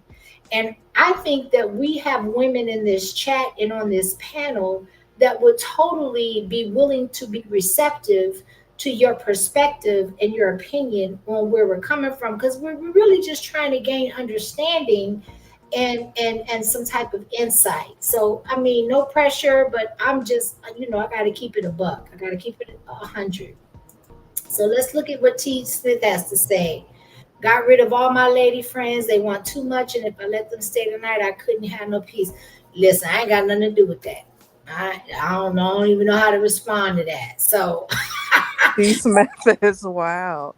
Yeah, but that's a whole different dynamic outside of what we're talking about. Because the objective of this conversation for me is how do we heal the familial core, and how do we start healing our relationships so that we can move forward? Because we can't combat the do dirties. We can't acquire land and combine value of different talents, of different gifts, of what, to me, in my opinion, God designed and ordained us to be able to come collectively together and to procreate and to establish generationally, and progress generationally, right? So to me, that's the bigger picture. But we have to start at some point, and we have fall victim and we have fall subject to the division of the family for so long from so many different avenues, which lets me know that there has been an attack. There has been a severe attack on the family core, which is letting me know that there was a lot of value and that there is a lot of value there, right? And so if we can get past the small stuff, so if we're talking about the one word empathy or the term of empathy, or we're speaking on the aspect of defining what that means in the realm of a relationship, then we're kind of in a pickle, because we got bigger fish to fry, but we can't progress and we can't go up as a unit if we don't gain some understanding And that means, like I said, generationally, it has been lost for our men to understand women and our women to understand our men. And without proper understanding, we can't go anywhere. And so that's where I'm at with it, right? And so there's a bigger picture than just not wanting to engage in the conversation because you don't want to ruffle feathers or you don't want to, come off as being abrasive. When these are conversations that we can't progress upon or build upon if we don't gain some type of proper understanding. And I am the first to say that I am issuing transparency. I am issuing my level of ignorance because everything is transitional, everything is progressional, everything changes from day to day. So, my understanding of a successful relationship 10 years ago does not necessarily fit the criteria of what is required today. And so that's why I'm impressing upon the men that no matter how uncomfortable it may be, we want to hear your perspective. We want to hear your conversation. You can go up against the SBS sector of being called all these different names and being have thumbnails made of you into different creatures and characters, but we don't want to have this conversation that could possibly help start the healing process of the family, of the core of unity, and be able to progress. It can't be that serious in my eyes. I'm having some understanding trying to process that portion of the conversation. And with that, I'm going on mute. If you ladies have anything else to contribute, I encourage you to say what you feel needs to be said, whatever is laid on your heart, and whatever you feel could benefit, maybe not in the short run, but in the long term conversation of being able to heal the family unit and to gain some understanding between our men and our women so we can progress forward, gain some land, we can procreate in peace, have some common understanding, and be able to reestablish a strong foundation so we can have some type of a weaponry foundation to be able to combat all of these different things that are coming at us. Because right now we are at odds with each other and we are fighting a losing battle. I'm looking at it from the bigger picture. And this shit is more serious than the word empathy or how we're looking at it from a vantage point of a man or a female. And I go on mute. Yes, Miss Akimi. This has been a really good eye-opening conversation. Um, and it's funny we're talking about communication, um, but there is no flexibility from the men that are here to communicate their feelings about what's going on now. But O Speak said, and I think he was making a joke that we don't understand empathy because we're not getting what they're saying now. And so thinking about that, I think, you just got to let people be them and you got to let them think how they think, right? Um, and you really can't beat a dead horse. So I think that is where I'm going to bow out. But I think this was really great. I wish that they would have participated because I feel like we were up here like begging them, like, no, we want to hear from you. We want to learn more. We want to understand better. And they didn't hop on the chance. So that was a little disappointing. But thank you guys. I'm going to head back to the chat now. Miss Akimi, can I just say something? I just wanted to say really quickly, because I'm gonna have to drop back down, but I just wanted to say, guys, this is a safe place for you. Yes. We're asking because we really want to know. And I know it might seem like we're being a little aggressive and in asking, but we're asking because we really, really, really want to know. So, this is a safe place. If there's anywhere that you can come and voice your perspectives and your opinions is here. And don't be afraid. And Bolo, I'm glad you up here. I'm about to drop down. Thank you, Juicy Fruit, for being a part of the conversation. Thank you so much, Ms. SJ. I appreciate you. Bolo, before you speak, I just want to say I didn't go on about you for 15 minutes. I kind of threw you in the conversation of other things as well. So I love you. I appreciate you. The dynamics of me and you have not shifted not one iota, but I value your opinion, and that might seem like it puts pressure upon you, and I apologize if so. But because I value your opinion and your perspective, I'm not accustomed to you going silent. And I apologize if I did not respect the fact that you wanted to be in the chat and not come up on the panel. And so, and I'm gonna leave it at that. So I'm gonna go on mute. Yeah, it's not even that serious, man. I was just joking with that. I was like, God damn, Mr. Kim, you throwing shots at me, haymaker. No, I wasn't. I really You actually was though. I was not. Those references that you made was about me. People can put your face up and you can go against the SBS. Oh my God, damn, Mr. Kim, you letting all real thick right now, God damn it. Well, I apologize and I'm sorry, and I apologize and I'm sorry. Man, you was in the out of body experience. You was in the out of body experience, man. You was like, boy, you better get up here. I can't believe you. You don't run away from shit. That's how you better get up here right now. But listen, man, I think what is the issue with this particular situation is I think the women are caught up.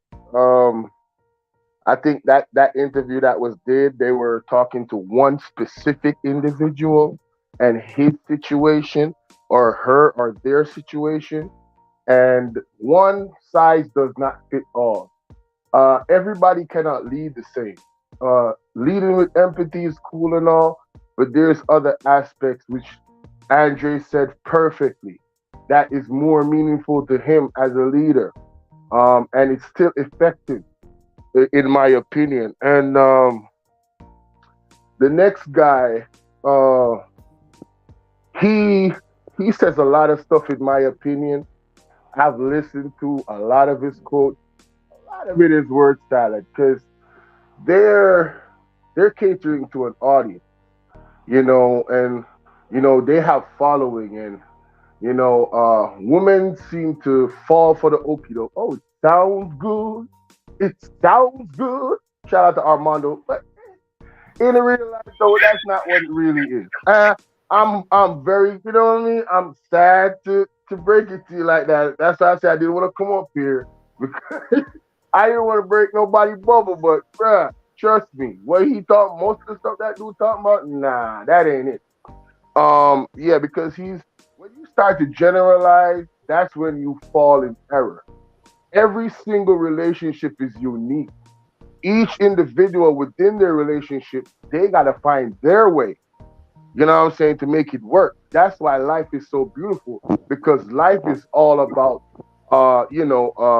uniqueness. Everybody's different type of person. One size don't fit all. Some of the things, yes, core-wise communication is very necessary.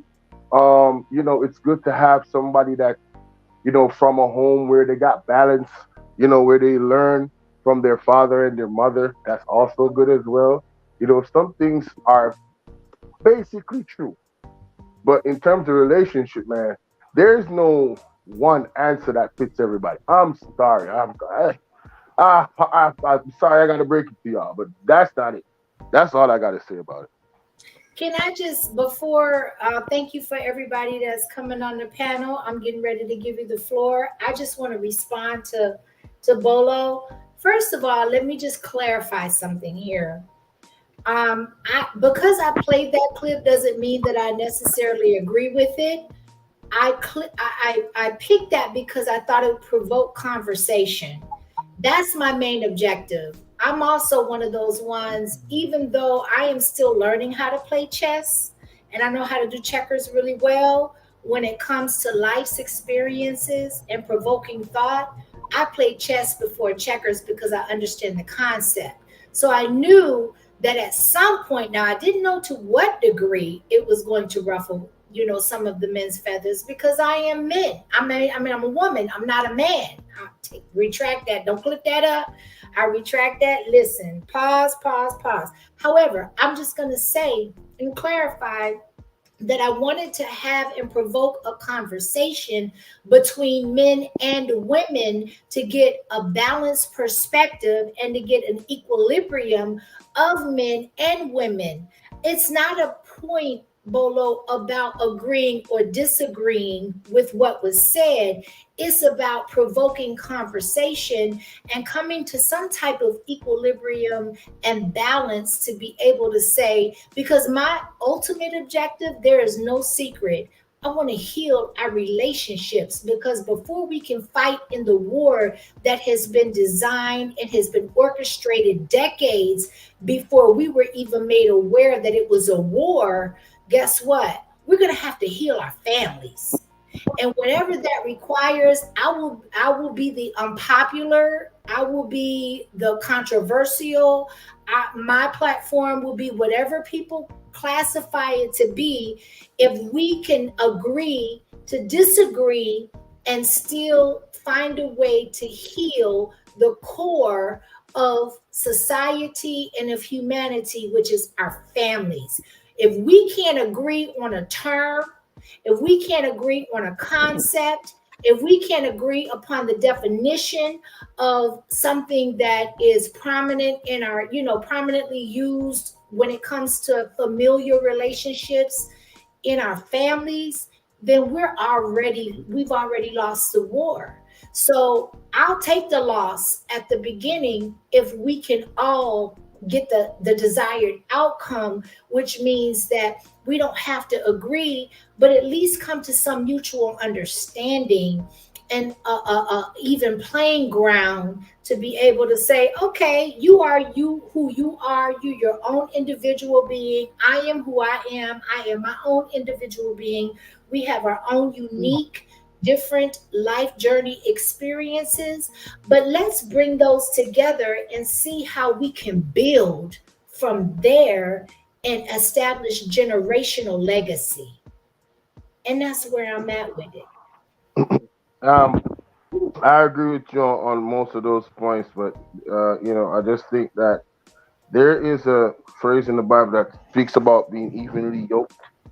This is why I say that every individual is not the same, and it is what it is. There are some individuals that you just won't be able to be evenly yoked with, uh, as a heterosexual, but there's definitely somebody out there for you. So I think it's more about communication and trust between those two individuals, and then that's how they could build from there. You know what I'm saying? It's not so much about empathy, because to be honest with you, there's some things that women cannot empathize.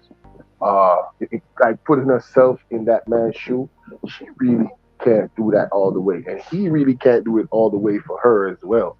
So just, I know women are more locked in about feeling, so the word empathy draws them in. But really and truly, it's just like what Andre said. It's more about trust and communication. Really and truly, that's just my opinion. And I'm only Well, I respect your feedback and your opinion for that matter, and it's well received. And that's what I don't know if you guys understand that. It's like, I think collectively, as women that are present on this panel and in the chat, we're open to learning more about your mindset and your expectations and the approach that you have to relationships, because a lot of us females have not had the proper representation, or have not had the same representation of what we are on the receiving end as of today. And so, it's okay. And that's the thing, is that I want to make it okay on this platform to be able to disagree and still look at the same type of goal and outcome, right? There's nothing wrong with that. I don't want nobody around me that always disagree. I mean, that always agrees with me. I just don't. There's no challenge in it. There's no growth in it. There's no learning in it.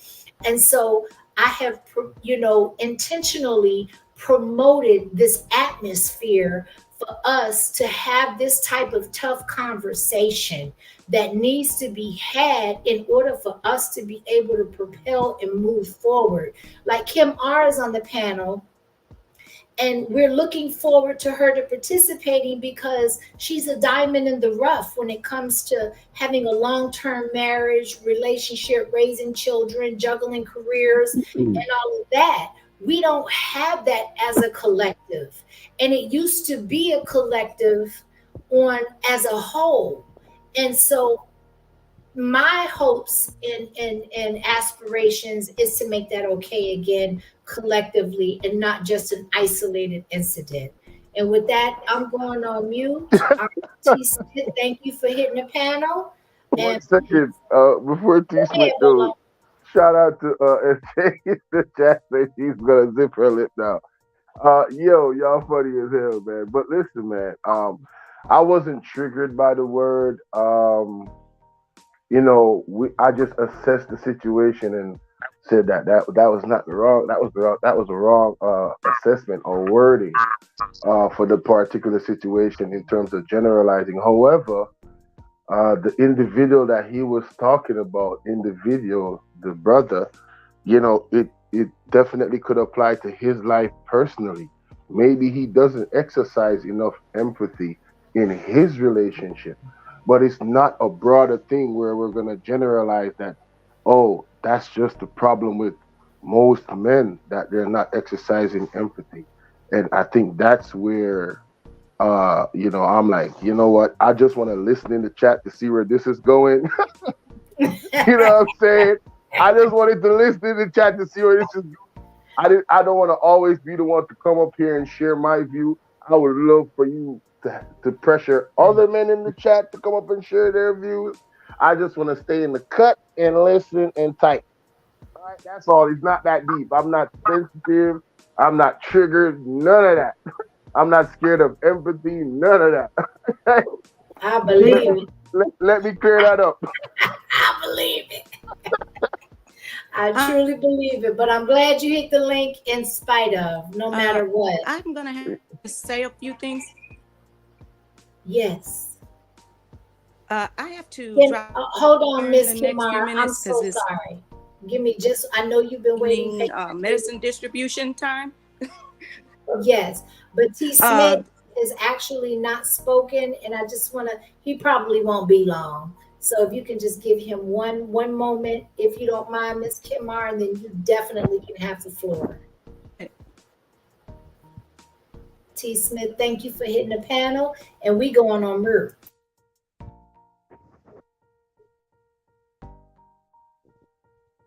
I was wondering if you can hear me.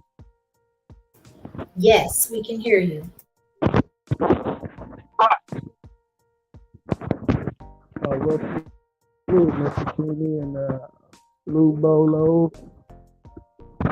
But what I was trying, it's kind of like when you talk about, I missed most of your video, but for relationship wise, a lot of times people make things difficult, but I think that you would have to start with, if you're a spiritual person, you get your relationship from the Most High. And then you have to have an understanding. I'm so sorry. Your connection is not clear. I don't know if you're on a Bluetooth or on a car connection, but it's coming in a little like I'm struggling to have to decipher your words. And Miss Hakimi, I think Miss Kim R needs to go feed her family. So. Oh, okay. All right. You know what I mean? Yes. All right. Oh no, well, not that I need to feed. I need to do medicine distribution for. Yes. Okay. All right. So T. Smith, while you're fixing your audio, go ahead, Miss Kimar. We're listening. From what the little I could hear from T. Smith, I think where he was going is that you have to make sure that your I think he was talking about marriage, for a relationship in general, that is foundation. is founded on, the teachings of the Most High, of the Bible. I think that's where he was going, and I 100% agree with that. The foundation has solid, but I also agree with with where Bolo is going with, and we understand that every relationship is different.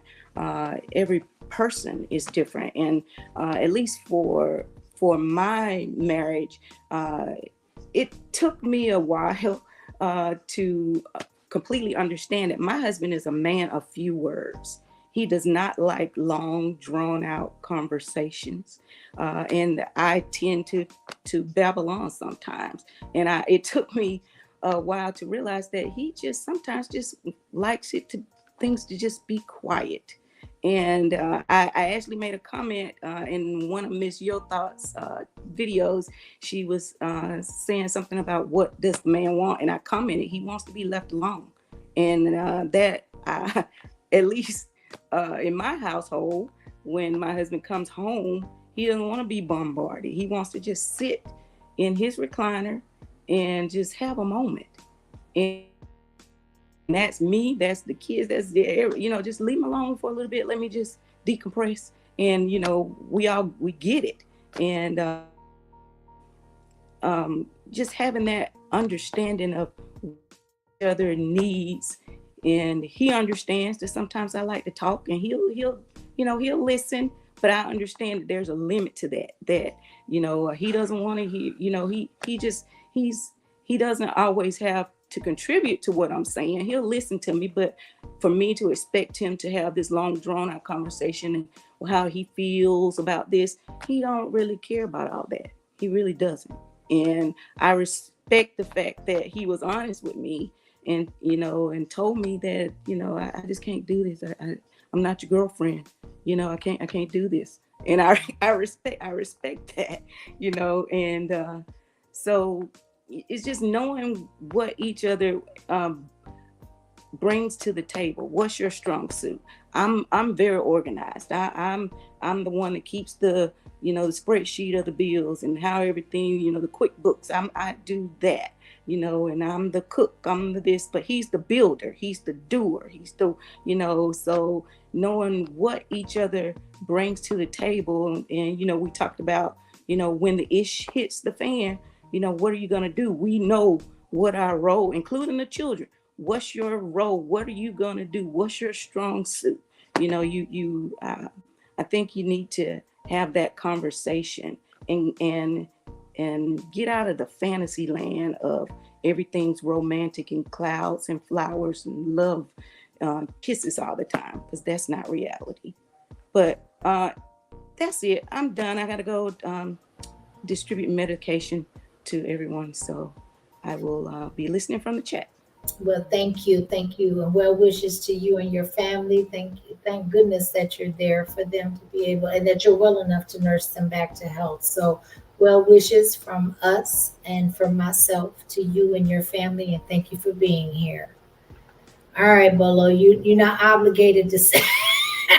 You felt like you were drawing out the bushes. I'm sorry. You definitely did that. Ain't no way, bro.